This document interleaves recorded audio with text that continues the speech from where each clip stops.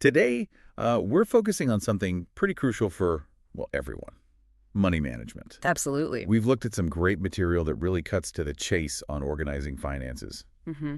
And for you listening, aim to get smart fast, we're pulling out those key strategies. No fluff. Exactly. We want to give you those essential insights, how to really take control effectively. Okay, so let's start at the foundation. Budgeting. Right. Our sources frame it as, creating a clear plan, what's coming in, what's going out, earning, saving, spending, investing.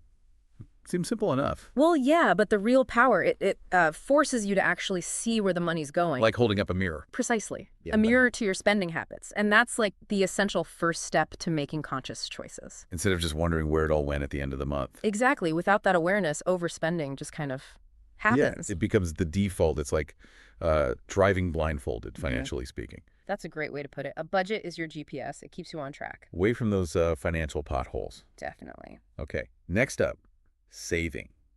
Another cornerstone, the material stresses. Regular habit for security. And it doesn't have to be huge amounts, right?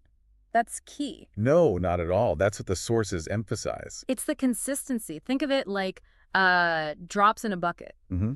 Small amounts saved regularly, they really build up, create that buffer. A buffer, yeah. For emergencies or maybe bigger things. Exactly. Unexpected repairs, job loss, whatever life throws at you. But also goals. Like education or travel or a down payment. Yeah.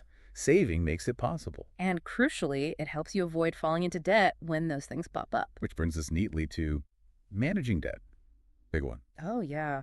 The sources are pretty strong on avoiding unnecessary debt, especially high-interest stuff. Like credit cards if you can't pay them off. Exactly. Or loans for things that, well, maybe aren't essential. There's a distinction made, isn't there, between borrowing wisely. Uh-huh.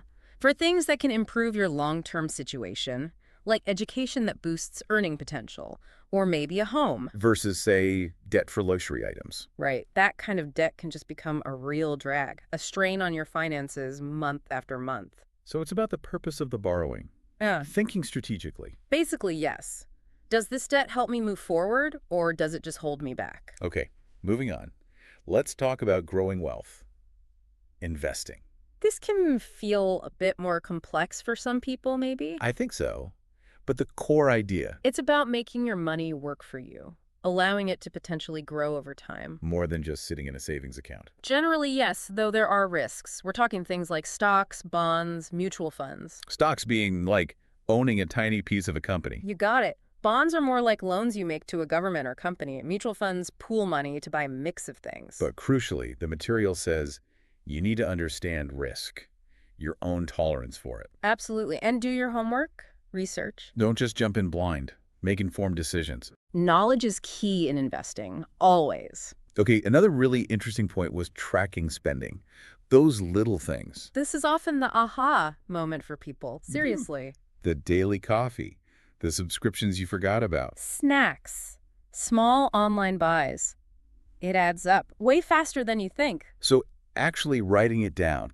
Yeah. Or using an app. Or a spreadsheet, even a notebook, whatever works, just seeing it laid out. It illuminates the patterns, right? Totally. You suddenly see where maybe you're leaking money unnecessarily. And that awareness, the sources argue, leads to smarter choices, adjustments. It empowers you, puts you back in control through that detailed understanding. Which brings us full circle almost. Yeah. All this budgeting, saving, managing debt, investing, tracking it, works best when you have goals. Financial goals, yeah. Knowing what you're aiming for. Buying a house, retiring early, that big trip. Whatever it is for you, having that clear goal focuses everything else. It gives direction to your saving, your spending choices, even your investing strategy. It provides the why behind all the how, helps you stay motivated and organized. So really the core message weaving through all this. It's that money management isn't just about your income level. It's not just about how much you make.